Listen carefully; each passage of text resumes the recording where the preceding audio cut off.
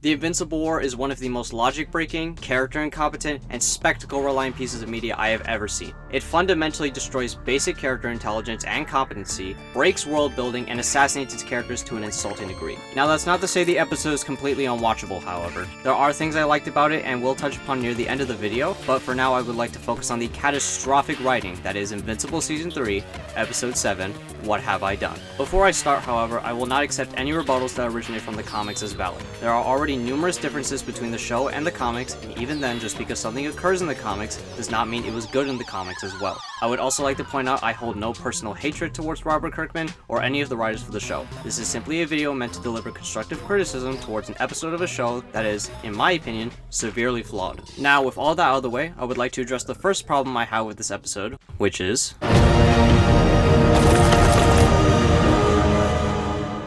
Angstrom's plan, aka the Invincible War, revolved around deploying 16 evil alternate variants of Invincible to destroy the Earth and make the people fear Invincible by having the entire world destroyed in order to have his name forever linked to the tragedy. Afterwards, as part of the original deal, the variants were to bring Angstrom invincible. However, after the variants became impatient due to not receiving their dimensions to conquer sooner, they turned on him. As a result of this betrayal, Angstrom sent the surviving variants to a dead dimension and went on to find and kill Invincible himself. This plan, while a sound idea, ultimately falls flat when it comes to its execution, leading to a complete character assassination of Angstrom's intelligence for many reasons. Reason 1, why only bring 16 variants? 16 variants of Invincible, while a powerful group to be sure, is still ultimately an inefficient amount when it comes to executing the plan. Many variants were lost during the war due to not only Mark helping to defend the Earth, but also from many heroes defending it as well, including the newly introduced character Tech Jacket, who single-handedly killed the variant Mustache Mark. Their deaths hindered the amount of destruction that could be caused if they had not died, which leads me to a potential solution. If Angstrom had, say, brought 50 variants, or even 100 variants, their strength and power combined would be so overwhelming for Mark and the heroes of Earth that they could easily bring the Earth to its knees in only one day, maybe even less. This alternate plan is feasible due to there being no established limits for how many portals Angstrom can open, so while he may not be able to open 100 portals at the same time, he could still over time slowly but surely open more and more portals in order to build up a bigger army for his plan. This would also serve as a more character-aligned decision for Angstrom and improve his intelligence and competency as a villain. Since his goal is to make Invincible suffer as much as possible, a bigger army of variants would easily bring the Earth to its knees and would be a much more effective way to make Mark suffer, as he'll be forced to watch as his home is destroyed in a day or even less. Not to mention as well, when Angstrom later requires the variants to bring him Invincible, a bigger army of variants would make achieving that task much easier to fulfill. Of course, you may be asking yourself, wouldn't more variants make it harder for Angstrom to betray them all? Which brings me to point 2. Why does Angstrom even put himself in danger in the first place? Angstrom physically coming out of the Technician's dimension in order to order the variants around idiotically puts his life in danger. Even Angstrom himself said, I was sure they'd turn on me much later. How disappointing. meaning he knew all along that they would betray him eventually, and putting his life at risk of being swarmed and killed by the many variants. Variants who are much stronger than pre-Season 3 Mark, who almost beat him to death even with his own body improvements. Instead of physically ordering on the variants, Angstrom could have simply remotely communicated with them from the Technician's dimension, like he did in the beginning of the episode and before he went to Debbie's house, effectively putting himself out of harm's way while also being able to continue to plan and eventually betray all the variants by simply opening up portals and lying to them that on the other side of them were dimensions for them to conquer, only for them to lead to the dead dimension. However, Angstrom still could have achieved his plan within the confines of what the episode ended up going with for the plot, leading me to my final point. Why not appeal to reason with the surviving variants? Disregarding Angstrom idiotically putting himself in harm's way by physically meeting up with all of them, him not at least attempting to appeal to the variants' sense of reason is a gross assassination of his intelligence. The variants, while violent killing machines, are not mindless and have the ability to see reason and apply common sense and logic, evident by Mohawk Mark stopping Sinister Mark from killing Angstrom by stating, "Don't be stupid! If we kill him, we'll be stuck in this shithole forever."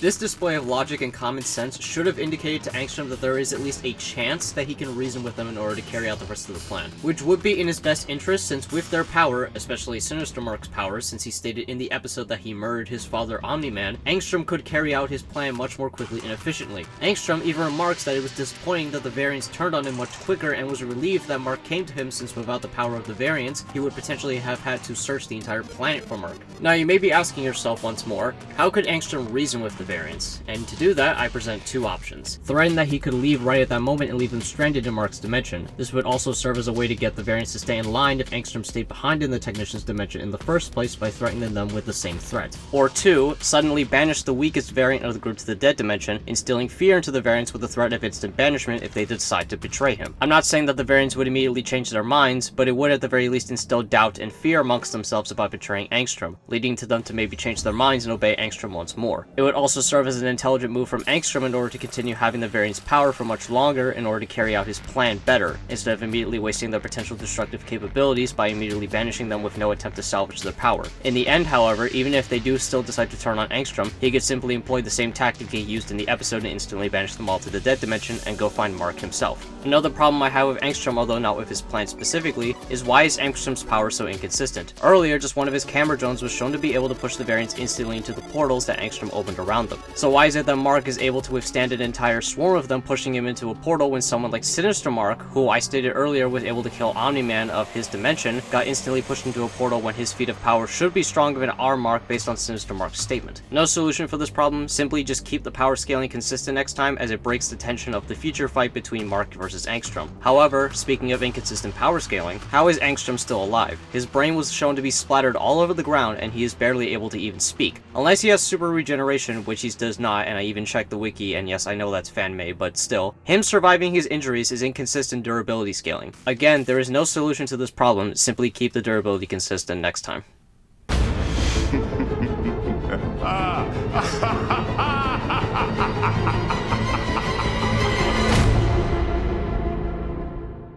During the beginning of Season 2, Cecil gains access to a high-intensity frequency that is able to harm Viltrumites by attacking their ears, causing extreme pain to Mark when it was used against him and even killed a variant of Mark, Flaxen Mark, when he attacked the Pentagon and was swarmed by Reanimen. Cecil gains this frequency at least a few months before the Invincible War, meaning that the GDA not having way more countermeasures employing the frequency before the Invincible War, such as with sonic weaponry or speakers attached to the Reanimen so they can employ the use of the frequency, is a complete destruction of the GDA's competence and also serves as character assassination for Cecil as well for not utilizing this asset more efficiently. They had plenty of time, reason, resources, and motivation to develop countermeasures way before the Invincible War, and at the very least after Anissa kicked Mark's ass with zero effort. So I will not accept any argumentation that they had zero reason to create countermeasures utilizing the frequency, when they ironically created a bomb to put inside Mark's head utilizing the frequency to subdue him. Before I move on to my final and biggest point I want to make in this video, I have a few other miscellaneous points I would like to make first. I understand these may be interpreted as solely nitpicks or smaller issues compared to the bigger issues I presented in this video, however I still feel they are worth mentioning nonetheless. Firstly, Rex's Viltrumite killer ability. More of a nitpick so I won't levy this point heavily, but Rex suddenly introducing an ability strong enough to kill Viltrumites was very much an ass pull. Rex's attack potency up until the Invincible War was pretty average, not even being able to do much harm when fighting Octoboss. So for the show to suddenly introduce an ability with enough attack potency to vaporize a Viltrumite, especially a variant of Mark, is simply goofy and inconsistent with his power scaling, especially when the show doesn't even bother to give a proper explanation for how his skeleton is able to increase his attack potency to such a degree.